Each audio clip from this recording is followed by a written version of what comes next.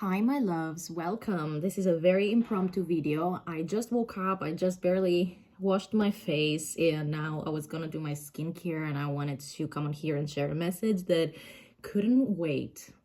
A message for someone here, and especially if you have strong Aries or Mars placements. Hold on you guys, the sun is so strong. So if you have especially strong placements, like for example, I personally, that could be one, I personally have Mars in Aries and in the 10th house. That can give incredible ambition, for example. You could have even things like Venus in Capricorn or like in the 10th house. That would also make you super ambitious. But here the message was mostly for those who have placements in like their Mars placements are strong, and Aries placements are strong. And even where, let's say, Mars is in a strong or even a very difficult configuration with other planets, for example, Mars squaring Uranus natally in your chart, or Uranus squaring Mars natally. So my loves, the message here was, you know, these placements, they do tend to believe, uphold inside of them this notion, this worldview, and that's by all means, that's because that's how they were raised. These were the information that they got from their environment, and they were like, this is the way to go. The notion that doing, never stopping, the stone that keeps on rolling is the stone that doesn't get mossy. So move, move, move, do. It doesn't matter. You just always have to be in motion. Now, there is a word of caution here in regards to exhaustion, not so much physical, but psychological exhaustion for trying out the one thing after the other and never really having something that actually worked. This is bound to happen so often in our lives, and that's okay. That's not the bad thing, that things didn't work 100%, or they didn't give us what we expected them to give. You know, sometimes our path will take us through different places, and it's sometimes also just for the journey, or the difficult path has some of the, I don't want to say nicest views, because the view might not always be nice. It might be some straight up challenging things, but it's a journey that was the path less traveled, and you come back from it or through it with experience, growth, wisdom that so many others around you just don't gain access to, sometimes not even throughout their entire lifetime.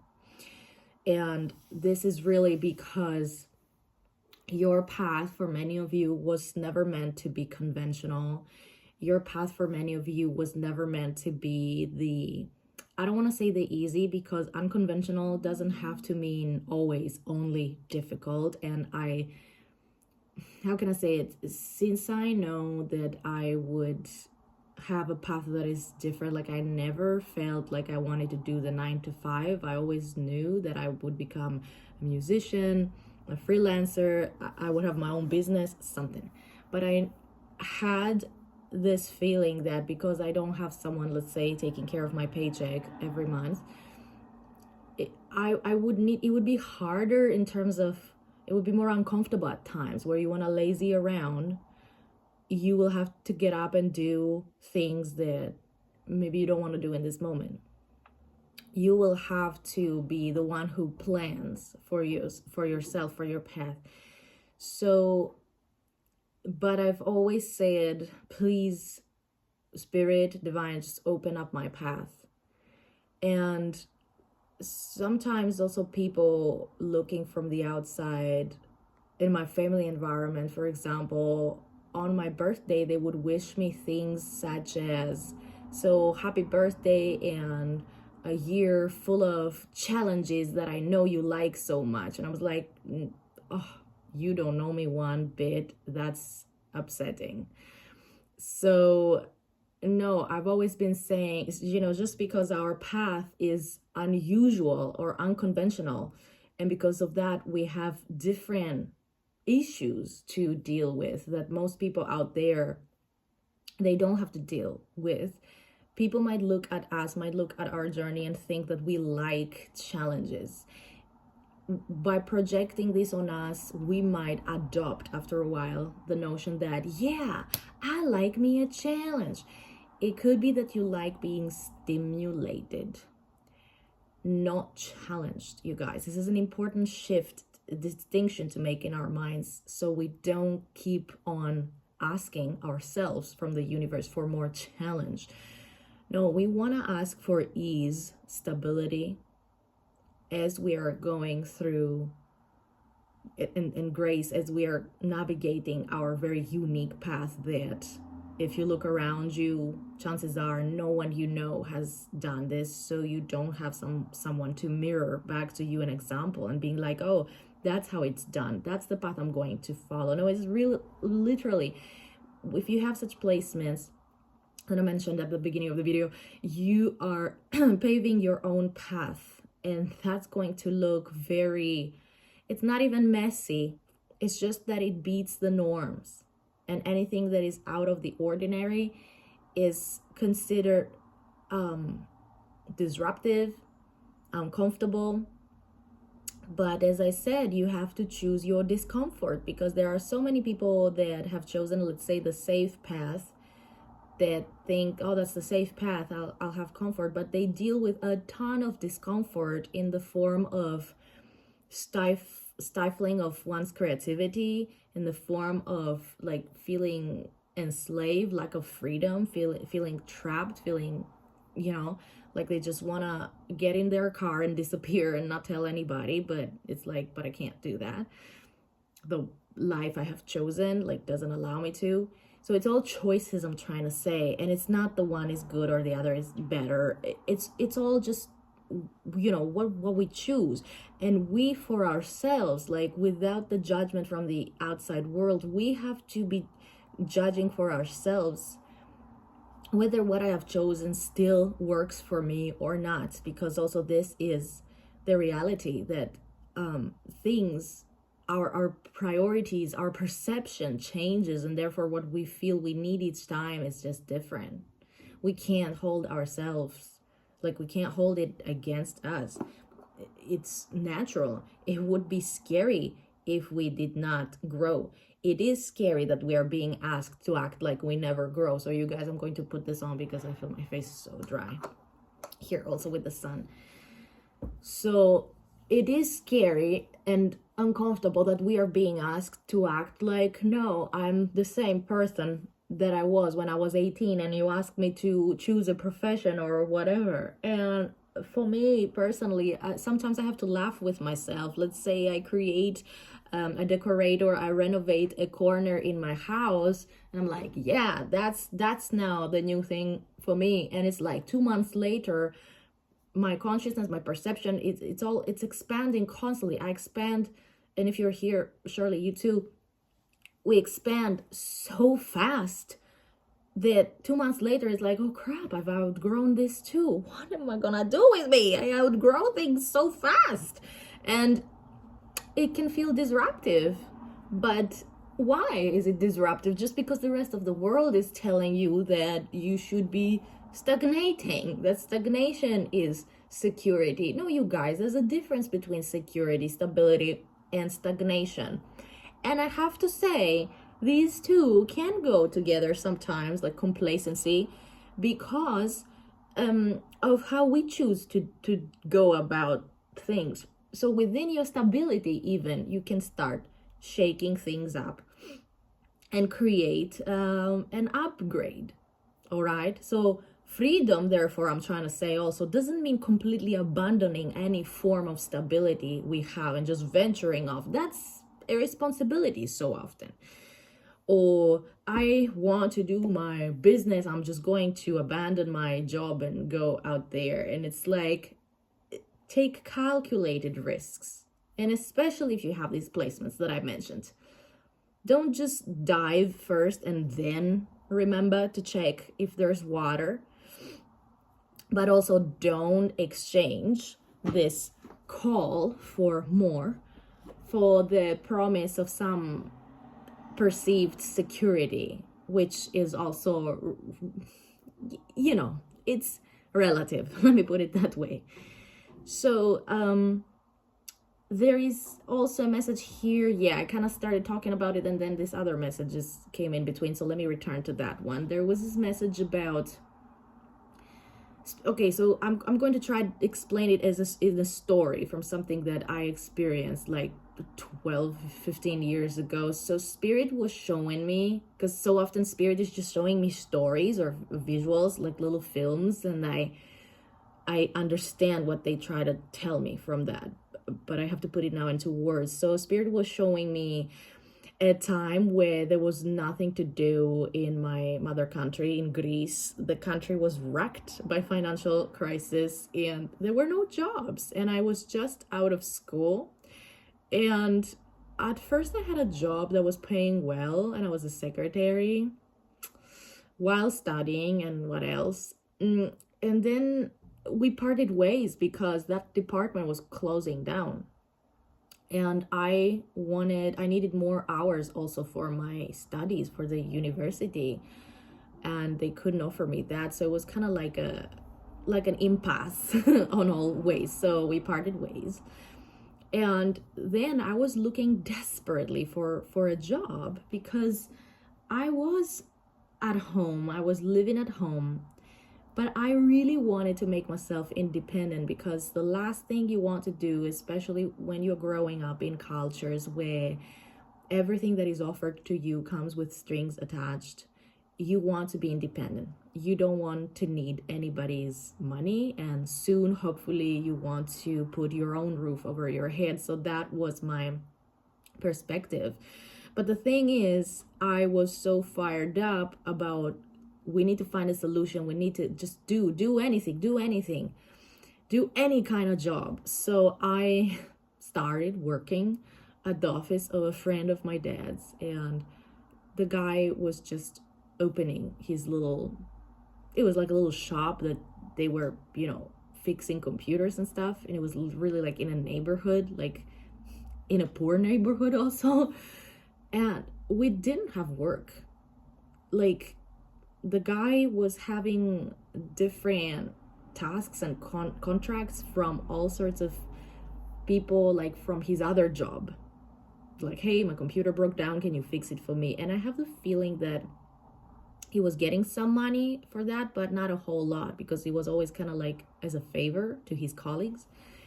So I was doing secretary work and I was not getting paid. And he was very clear from the start that, hey, I really don't know if I can pay you. But to me, it didn't matter. I said, I just need a job. Like, nowadays, I think about it, I'm like, you crazy? So I was going, and it was freaking hard to go every day to this work, even though it was closer to my home, but it was like upwards at a mountain and stuff, and waiting for the bus, and the bus not coming, and always having to like walk, and in the summertime with the heat, like 45 degrees, and good luck climbing up the mountain.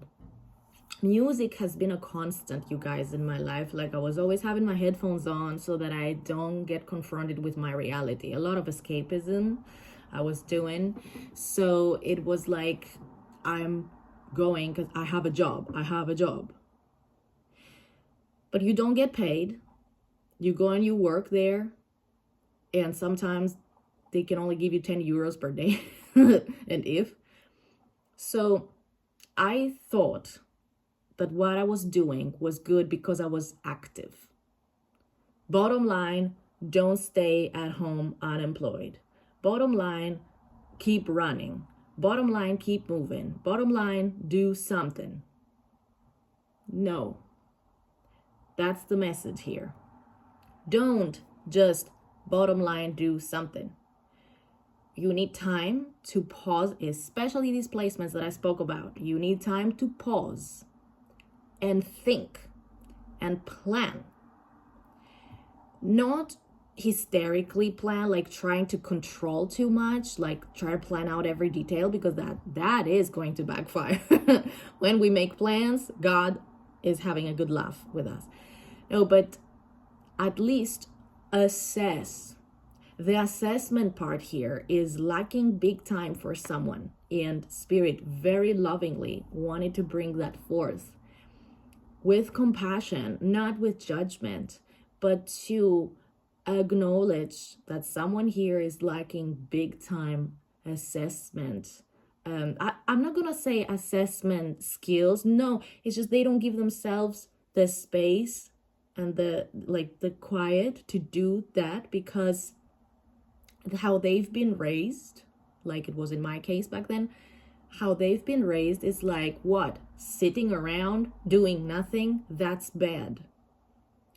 And I feel like some of you are seeking greater connection with your intuition also, and that is a block, that is blocking also that, because also intuition, my beautiful ones, needs space and time to come forth. Not just sitting around, just banging around, doing nothing. No, it's very intentional. I will sit now here and intentionally, I'm going to still my mind. I'm going to focus on my breath. I'm going to sit in nature. Allow, just like really just nature is doing this to your body and your consciousness automatically. It's going to ground you, bring you back into a homeostasis. Because someone here is just running, trying to do anything, whatever, and spinning wheels in the process and wasting precious energy. Now, we are divine beings. Vital life force energy is theoretically always available there to us. So there's no such thing as, you're gonna run out of energy. But it can become a scenario exactly when we are just focused so one-sidedly on just the doing, and we never give ourselves the opening for rejuvenation, recuperation, rest.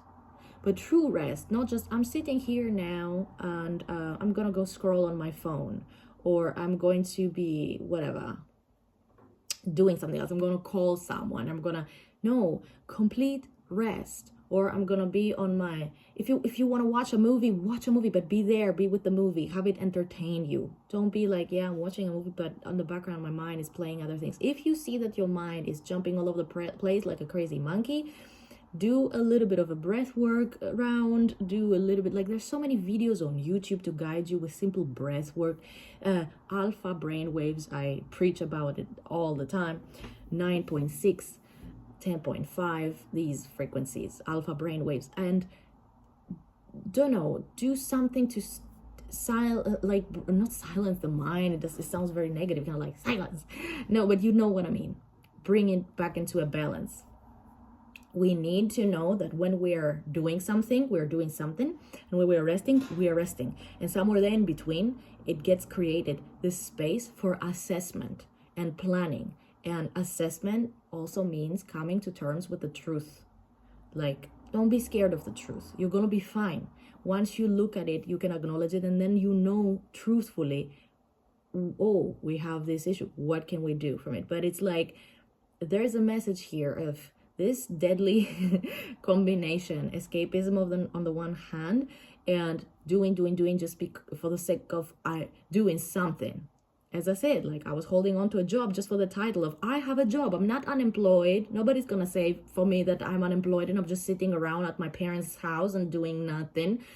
And for that, I was accepting to go to a job that wasn't paying me, because the guy, is not that he had a bad intention. He was really trying hard, but the shop was really not making a dime. Sometimes weeks would go by and we would not make a dime. So really he couldn't pay me, and he was honest about it. And honestly, I had some of the funnest of times in this job, where we would just talk and just discuss about life with this guy, like there was no clients. So I would go on the back where there was the workshop, and he was, fixing stuff, and he was always up to some project, and I was just going there and eating breakfast with him, and we were just talking and stuff.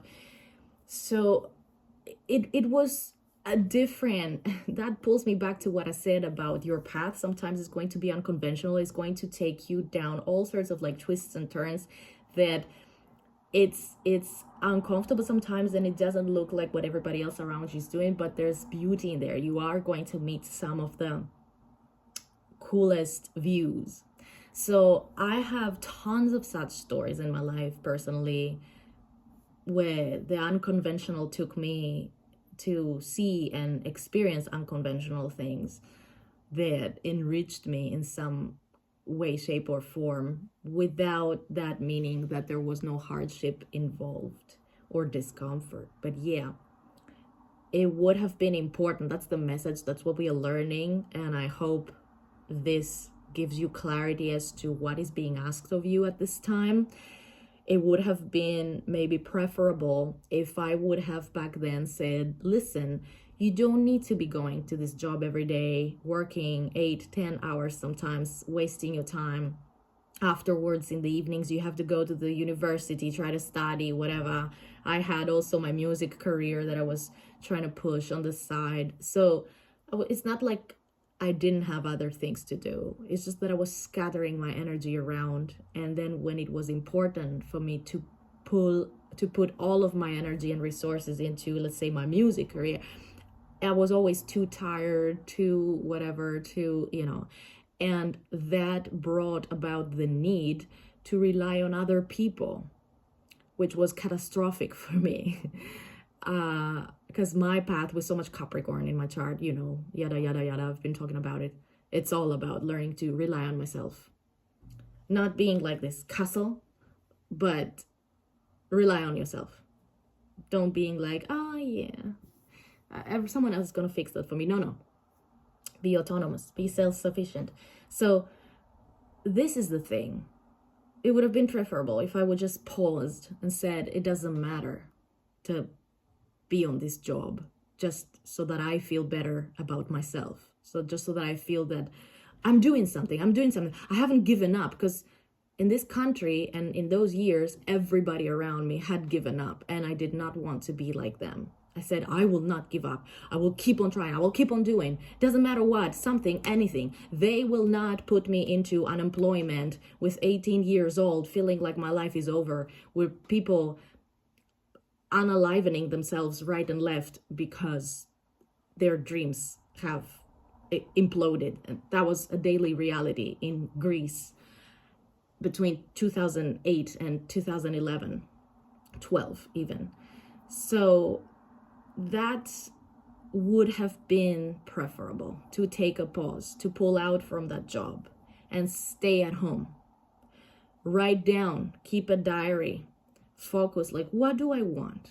Reassess my goals. What can I do? I had, let's say, my creative gifts. I had worked the previous years to buy me a computer strong enough to run music production programs. And yet with all of this going around, working around here and there, I didn't even manage to touch my equipment and get to my creativity. God knows what would have happened back then already if I had just said, no, I'm staying home. I'm going to focus on, look, I bought these computers.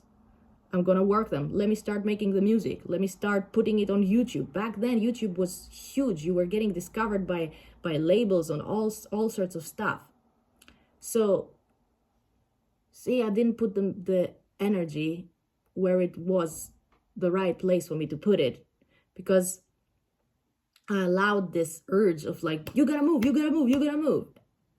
No. With these placements, Mars, Aries placements that are particular in your chart, you have to learn that it's not about how much you do, it's about what you do. And so often it's about what you choose not to do, to have the resources for the things that you actually want to do. Differently, you put yourself into a path that is not yours. I recognize this. For me today, I put on my path that delayed everything for me and threw me on a course that was not correct or good for me.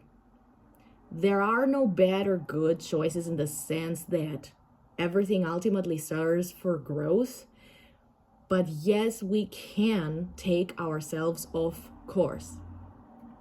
And if we go too far out of what our journey was meant to be, the soul might even create physical circumstances to cause an exit, which is also what happened to me. I almost died 2 times in 2019. No, one time in 2019 and then in 2020. It was just months apart. The soul was seeking to go out because it was like, she's so effing dumb. She's just going on all the like we're showing her this is the way to go, and she goes all other directions but the one that it's like she knows it. Why she doesn't do it? What kind of a programming is in there? So, and I really believe that I only lived because I had this realization when the archangels came into my life early 2020. And I had this very committed talk with myself of like, do I want to stay here? What do I want to, if I stay here, we don't do life the way we did it before, because it's death. It's not life. You were just waiting to die. You were just waiting for your time. You were just sleepwalking through life. So programming had to be erased, rewired to sometimes defiantly say, from now on, I'm doing whatever the heck I want. Because these placements, they can have us, if we are operating from the wrong programming that says, do, because you don't want to be seen not doing. These placements that astrologers see, oh, Mars in Aries in the 10th house, you must be so driven. Driven for what? Driven for garbage, often. You have to put this energy into the right funnel. Otherwise, it's going to take you all over the place and you are going to lose your purpose, lose touch with your purpose. And then physical illness will come out of that because the body is seeking ways to stop its function eventually so that the soul can have an exit point and you can pop back into a place of neutrality where you can reassess and see how you start over. And that's why you guys also, like, people who are having like incredible accidents and stuff like that, and they come back and it's, anyways, I don't want to go too much into that because I don't want to be talking about accidents and death and stuff like that, but you get the point. So someone right now needs to pause, pull out of something that doesn't give them anything else other than the satisfaction of, I am on it, I am moving, I am doing, I'm productive, I am active. You don't need that, because if you look inside of you, this is not even what you want. This is just because you feel the boot of someone else on your neck, where you feel like, they have to see I'm active. I have to, yes, I'm moving. Yes, see me, I'm moving. Yes, I'm doing. You guys, very, very enlightened beings, so often we still fall into such consciousness traps. I'm only saying this here to help someone become aware of that, okay? With so much love and zero judgment, because I've been there myself. But be aware of that, because someone is just before they have a great awakening. If you think you had a spiritual awakening, think again. What you're going to have right next is going to be in terms of you finally stepping into your power. But this step needs to happen first. Differently, you are right now in the fork on the road. We can either just keep on doing for the sake of doing, or we can take time, assess, redirect our whole life, course correct. There's an opportunity for course correction here for someone, and I thought you should know. So my loves, I love you all. Remember, it's not always about what we do, it's about the things we choose not to do, because we recognize they're only wasting our energy. And I hope to see you soon again here. If you guys want to join me in the Sacred Alchemists membership on YouTube, where we pull every day tarot, we do spiritual daily guidance, and we do a lot of processing. That's what the membership is. We're alchemizing. So we're doing that by using EFT, emotional freedom technique, like meridian tapping, okay, to rewire the brain, the system, our beliefs, the emotional material also so often, right, to process things that are stuck in there and have us act in like a broken record. So we are doing prayer work, we are doing journaling sessions, we're doing like sound healing stuff. It's just a sanctuary. And if you want to meet us there, I'm happy to welcome you there. And keep an eye out. The Tarot Academy is coming. Yes, I'm finally close to it. And the book also is coming, the Tarot book. And I'm also going to launch in the coming weeks the altar oils. I have an altar oil that created for psychic protection. Lots of offerings, you guys, that I'm bringing to you. And I hope you enjoy them. Goodbye for now.